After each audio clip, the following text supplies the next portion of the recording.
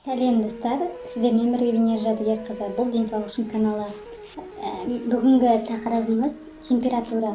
Температура туралы айтатын болады. Температураны түсіруге болады ма? Үлкендерде, кішкентай балаларда қанша болатынын, температураны қай уақытта түсіретінін нақты айтатын, қалай түсіретінін айтатын боламын.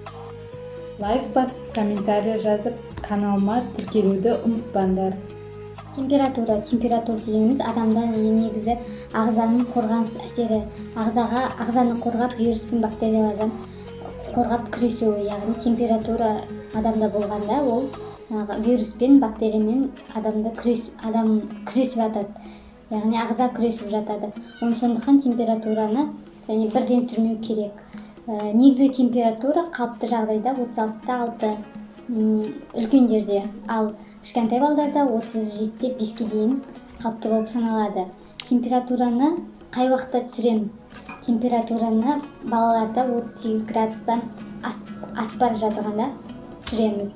38 градусқа дейін ол ағза күресіп жатыр, сондықтан да түсірмейміз. 38 градустан асса түсіреміз. Ал үлкендерде 38-5-тен асса түсіреміз. 38-5-ке дейін температураны түсірмеуге тырысу керек. Температура кезінде жеңіл киіну керек, қатты қымтамау керек, адам өзін жеңіл киіну керек. Балаларда температура, яғни температураны егер 38-ден асып бара жатса балаларда, балаларда 38-ден асып бара жатса, қалай түсіреміз? Және дәрі болмаған жағдайда қолымызда қалай түсіреміз?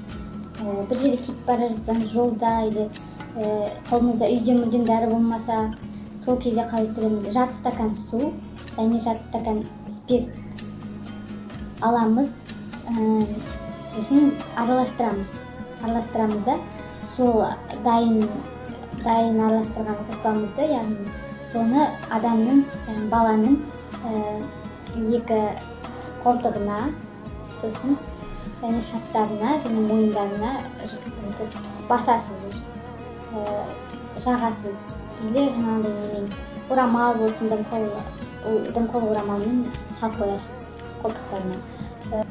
Егер оған басылмай жатса, дәріден ибуфен беру керек. Қызу жүру үшін үлкендерге пияз бар, табанға пиязды кесіп, ортасынан кесіп, қабығымен, сосын екі табанға жапсырып қоясыз, яғни байлап. Егер оған басылмай жатса, парацетамол ішу керек. Парацетамол, аспирин ішуге болмайды қызу кезінде. Парацетамол осы пайдалы болады деген ойдамын. Лайк басып, комментарий жазып, каналыма тіркелуді ұмытпаңдар. Сіздермен бірге денсаулық каналы.